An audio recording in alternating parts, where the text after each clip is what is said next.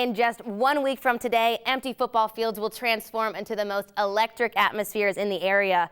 The hard hits and the Hail Marys are almost here. That's right, high school football kicks off in just 7 days. But before the start of the regular season, your go-to source for all Southeast Ohio football is back. The season premiere of Gridiron Glory starts right now.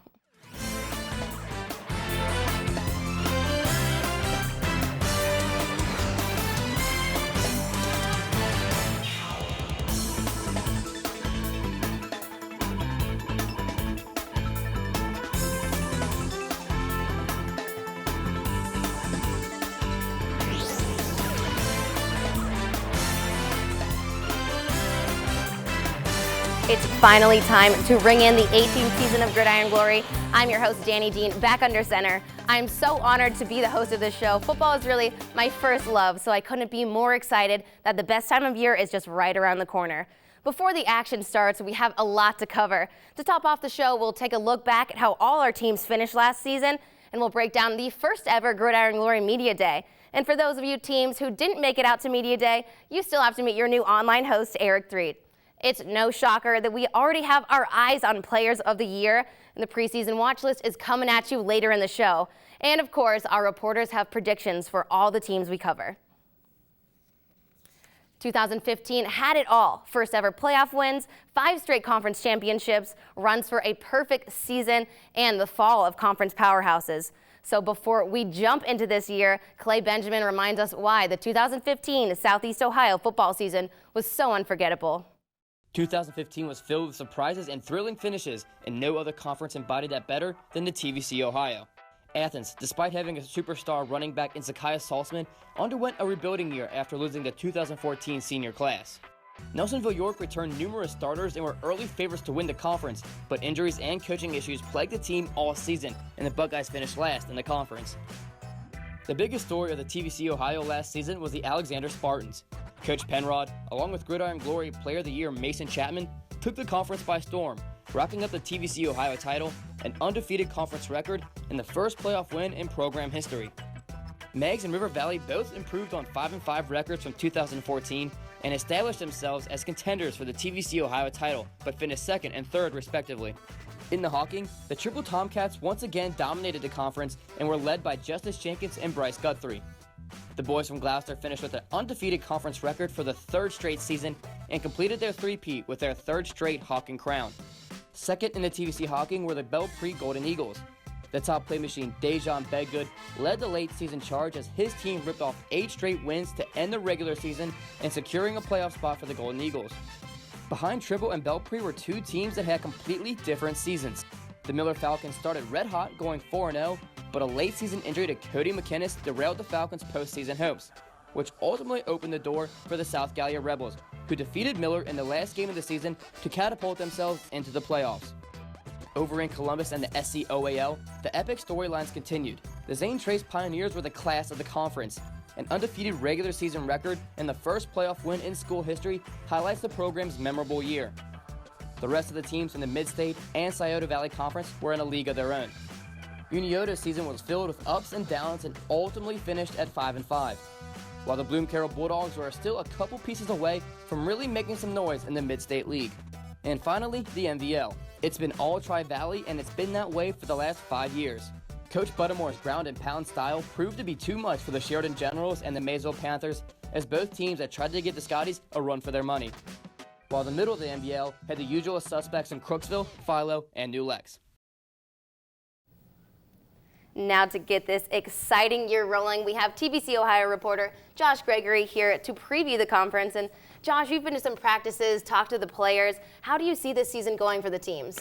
Well, Danny, the last couple years in the TVC-Ohio, there's been that one team that usually sits above the rest. 2 years ago, it was Athens, and last year, Alexander. But this year, I see a huge battle for that #1 spot between Alexander, Meigs, and River Valley. I think Athens and NY will also duke it out for that 4th spot and maybe even that 3rd spot. Alexander finished first in the Ohio last year with a 9-1 record, but they lost 21 players, including Gridiron Glory Player of the Year Mason Chapman. They've still got Chase Harris in the backfield and as a defensive linebacker, and I think he will be the leader for this team, both on offense and defense. Plus, Head coach Alex Penrod says he's got a lot in store this season. I think we're on a tremendous start to redo what we did last year. Yes, it was exciting. Yes, it was probably one of the better teams in school history, but we're not done yet either. And these seniors, they have individual goals, and most importantly, they have team goals, and that's where we want to be. Losing that many seniors, the Spartans are a whole different team, but let's talk about where you see the Marauders going. Well, Megs finished second in the TVC-Ohio last year with the 4-2 record in conference play, but that's the same record as River Valley. Now, I know these two teams have lost some good players to graduation, but Megs still has Cody Bartram. Bartram proved to be a leader last year when he was announced as the AP All-Southeast District Offensive Player of the Year in Division IV. He's looking good and healthy this year, along with his partners in crime, running back Lane Acree and wide receiver Christian Maddox. Acree got some time carrying the rock last year, but he's definitely got some huge shoes to fill with Caleb Sheets gone. No doubt Megs is looking good, but what about Coach Sparling and the boys in Bidwell? I know they lost quite a few players. Well, Sparling has done a great job getting his River Valley squad ready. He coached the team to its first ever playoff game last year, and 6 of his players even signed to play college football, including former quarterback Dayton Hardaway. Now he's going to have to do that all over again with some younger players. These guys have been through the program. They understand what success takes, and we want to take what happened last year and build off the failures, but, reteach the successes. One thing he's done a phenomenal job with is switching up the offense and defense. He doesn't run the same strategies over and over, but instead he switches it up from a dominant throwing game or to a more dominant ground game, or even on defense to a man-to-man coverage or zone coverage. Their adaptability on the field gives this team so many advantages, and that will give a lot of teams in this conference some trouble. And earlier, you mentioned that Athens and Nelsonville may also be competitive in this conference. Yes, and I'd be surprised if either team finished behind that 5th spot. Although the Bulldogs lost Zakiah Saltzman, they are returning their entire offensive line, and they will be tough to match in the trenches. It will give returning quarterback Brendan Sano a lot of time to set up big plays, and I'm hoping to see a lot from him this year. And their neighbors should have a much different season than their winless conference record last year. Quarterback Hunter Edwards and halfback Alex Mount will spearhead the offense. And if they learned from the mistakes last year, they should have no problem going 500. When it comes to Vinton County and Wellston, what do you predict? Well, I predict it's going to be a little bit of a repeat of last season, and neither team will make that much noise in the TVC-Ohio, but Wellston still has Braden Walmendorf taking the snaps, so don't count him out completely. Well, I mean, there still could definitely be a contender. Great work, Josh. Social media has taken over the world, so why not embrace it? Be the first to know all of your football news by liking us on Facebook and following us on Twitter and Snapchat. You'll get live game updates, behind-the-scenes info on your favorite teams, game recaps, pictures, videos, you name it, we'll have it. And being our friends comes with a perk. You can get some TV FaceTime. If you Snapchat us, your picture may appear on our show. Also, we want to hear what you think of our season predictions. Hit us up on Twitter. We love to hear from the communities we cover. It's been 5 years since anyone has been able to take the top spot in the NVL away from the Tri-Valley Scotties. NVL reporter Megan Stamford joins me now. And Megan, does it look like the Scotties will be able to win their 6th straight league title? Danny, it looks like 2016 is going to be the same old story. The NVL runs through Dresden. I think the biggest change that we'll see this year in the league is that Maysville will still be competitive, but not competing for the top with the Scotties. The Panthers lost some of their biggest playmakers to graduation, and it's going to be hard to fill the shoes of Chase Roberts in that backfield. But this could be the year that Sheridan breaks through to compete with Tri-Valley for the league title. Both teams have a lot of starters coming back, and that experience will help them stay at the top of the NVL. The Scotties return 2 of their biggest playmakers on offense and running backs Bryce Farmer and Cody Collins. Starting quarterback Andrew Newsom also split time with Tyler McGee last year, so he has experience as well. Sheridan returns starting quarterback Dylan Dupler, who can make plays through the air or on the ground. And he has weapons like running back Justin Bobo and receiver Lane Householder. Sheridan has always hung around that number 2 or 3 spot in the NVL and has just missed out on the playoffs the past couple seasons. They are led by first-year head coach Paul Culver III this year, who is taking over the position from his father, Paul Culver Jr. Culver served as an assistant coach with the team for the past 15 seasons, so his familiarity with the program has made the transition easier for the players. And it sounds like it's going to be a fun battle to watch who takes the top spot in the league. But what are the teams that you think are on the rise in the MVL this season? You know, I think two teams that usually finish in the middle of the pack that should show improvement this year are the Philo Electrics and the Crooksville Ceramics. The Electrics should be successful because just like Sheridan and Tri-Valley, they return a lot of their key playmakers. However, unlike these other teams, the Ceramics actually lost a lot of talent, but have a solid group of senior leaders. They have finished 5-5 the past 2 seasons, and when I talked to head coach Chad Mickey at Media Day, he said their main goal for this year is to just not be average. Well, I think we've been 5-5 the last 2 years, and I think anytime we don't want to take a step back and go the other direction. I talk to these guys all the time about not being average, and 5-5 has been average. So we want to continue to try to win a couple more games. And our league is so tough for us. I don't think we've won a league title since like '97. So I know you talk to these guys here. Their main goal is to try to play Week 11. So we should see improvement from some of those teams that have finished in the middle of the pack the past few seasons. And West Muskingum and Morgan will probably land near the basement again in the MVL. Well, it sounds like it's going to be a competitive year in the MVL. Thanks, Megan.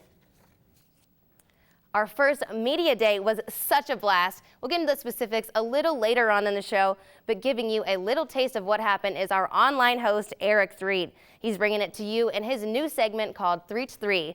Eric, what stood out to you the most at media day? Danny, it was so much fun, and a lot of it was caught on Snapchat. We learned about the teams, they learned about us, but most importantly, and I hope it's the same for y'all, we learned about ourselves. We obviously have to give better directions in our building because Jackson and River Valley managed to get lost.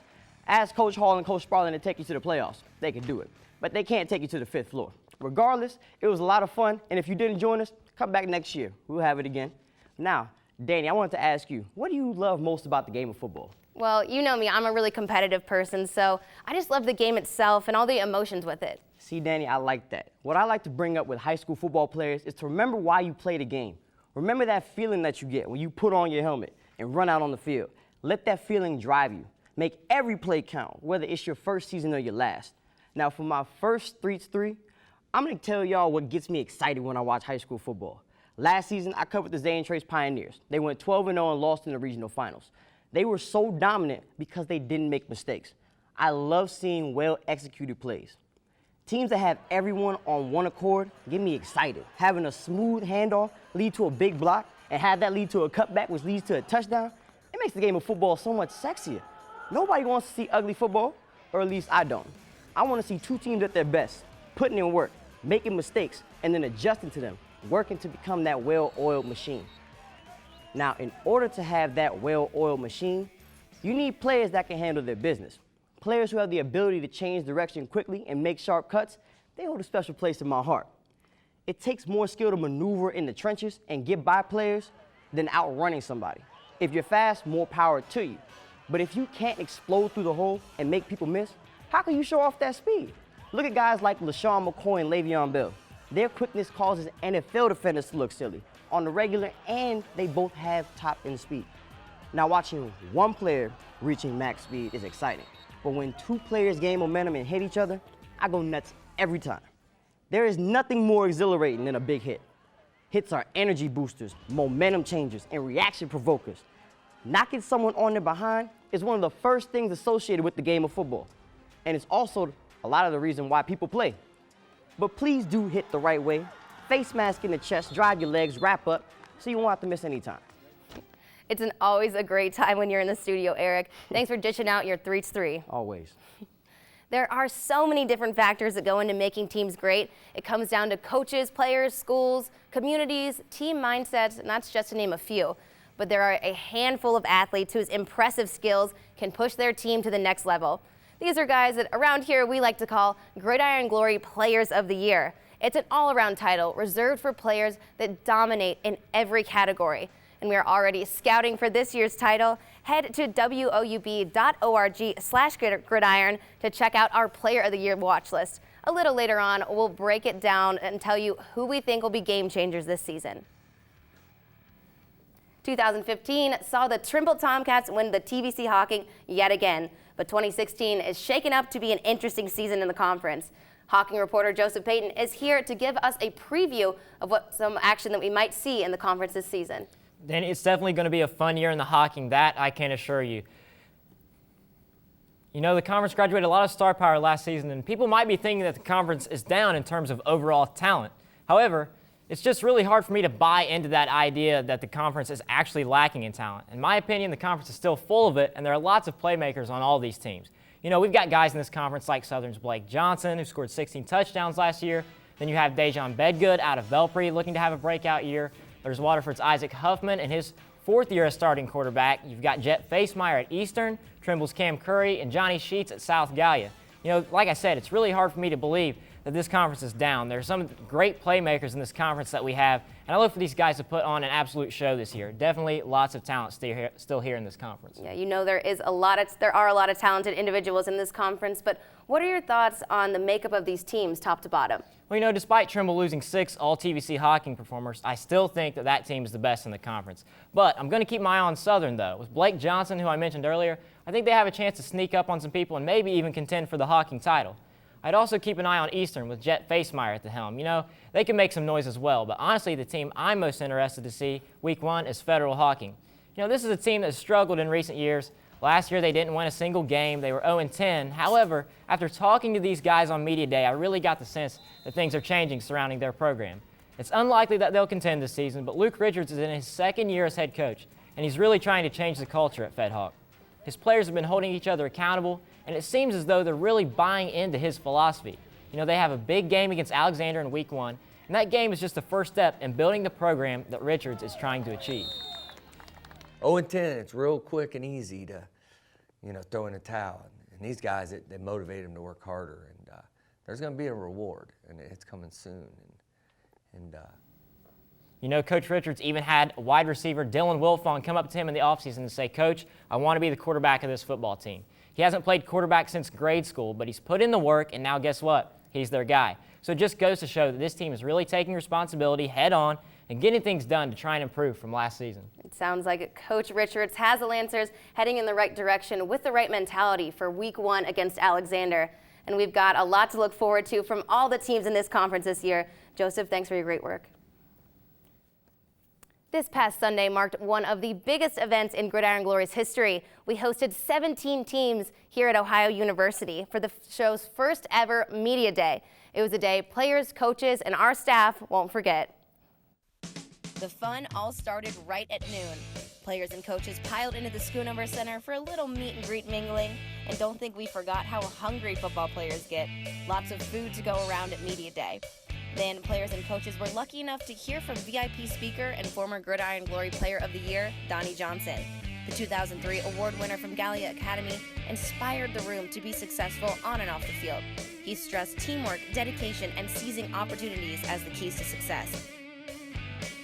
After getting a quick rundown of the day's festivities, players and coaches were taken to 4 different media stations. Everyone bounced from station to station around the Schoonover Center and the radio television building.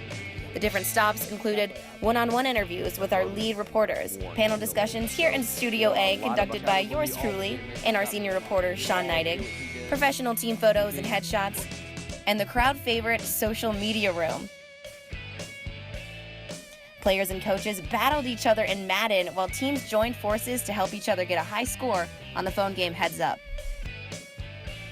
And if you were following along, we posted all of the day's highlights on our social media accounts. Our Snapchat story was pretty entertaining, and our Twitter feed was flying. We even streamed a couple of live videos on Facebook.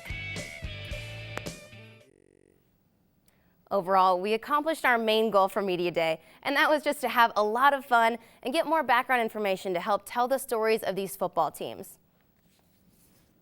As the SEOAL gets older, the number of teams competing gets smaller. I'm now joined by Justin Holbrook. And Justin, what can we expect from the 3 teams still left?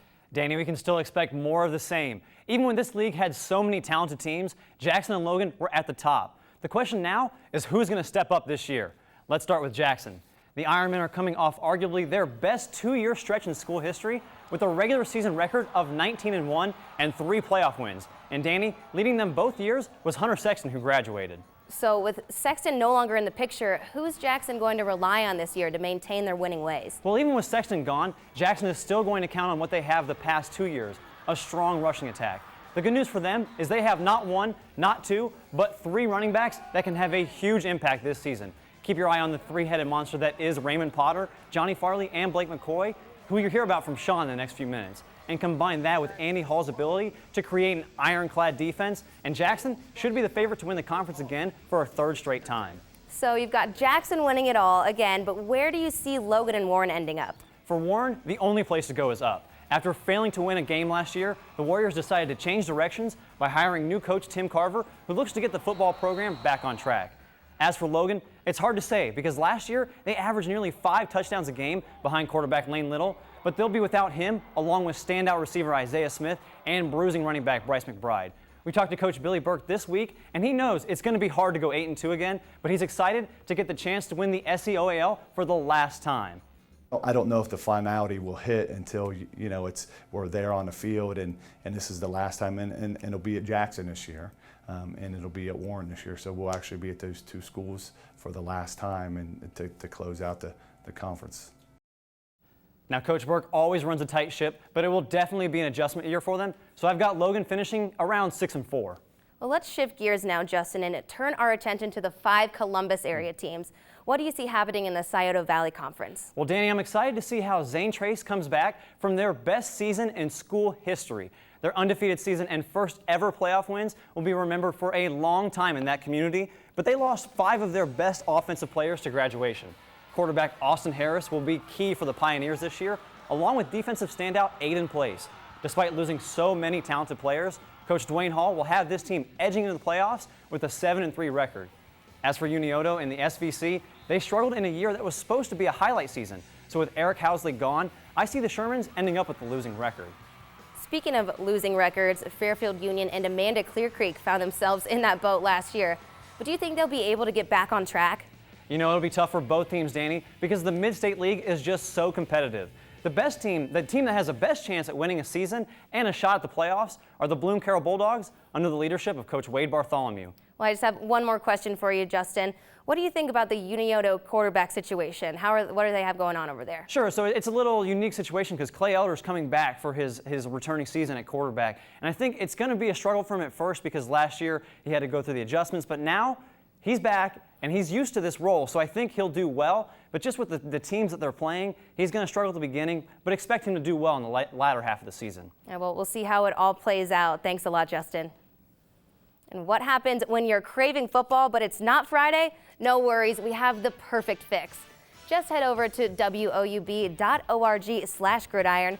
Throughout the week, we are constantly updating the site with content. All of our shows will be available to watch and rewatch on the web whenever you want.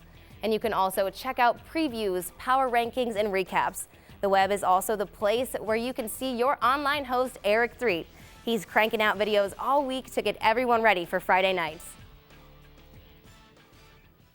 And we've talked about teams this year, but we all know that there are players that we need to look out for. Our senior reporter, Sean Neidig, is here to break down the preseason Player of the Year watch list. And Sean, this year's race is really wide open. Yeah, it really is, Danny, and anyone on this list could take home this award. I wouldn't be shocked no matter what happens.